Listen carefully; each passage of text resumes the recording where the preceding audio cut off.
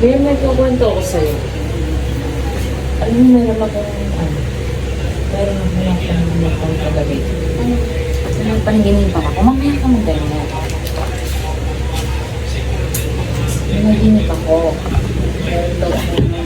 Meron daw akong matanda na nakasalubong. Matanda, hindi ko kilala. Nakasalubong daw ako. Mama, tinanong mo na kakanta? Hindi! Nakakatakot agad? Sabi sa akin, Neng, dati kang aso. Sabi sa akin din yun. Oo, nawakan pa ako sa balikan. Nawakan ako sa balikan. Oo, nawakan ako sa balikan dito. Tapos, gawin mo sa akin, hawakan mo ko dito. Ayan, sabi sa akin yan. Sabi, Neng, alam mo dati kang aso.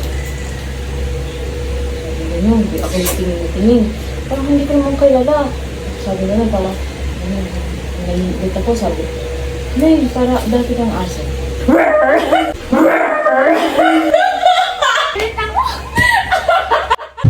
Udi, come here, may tatanong ko sa'yo, may kukwento ko sa'yo. Udi, boy. May kukwento ko sa'yo, dali, alam mo, may nakita ako itong matanda. Oo, may nakita ako matanda, alam mo, sabi sa akin, Hoy! Nawakan ako dito sa balikat dyan. Nawakan ako ganyan, sabi sa akin matanda. Hoy, dati kang aso. Sabi, ay, hindi na gawin. Ay, hindi na gawin. Lumaan. Sabi sa akin, hindi ko lumapit dito. Sabi, ulo, umayon. Nagay, anong aso? Pinagulat, wala. Sana na ang ano ni Mami Adoy. May kukwento muna si Mami Adoy sa'yo. Oh, halika, makinig ka muna kay Mami Adoy. Alam mo, meron akong nakitang matanda. Oo, may nakita akong matanda.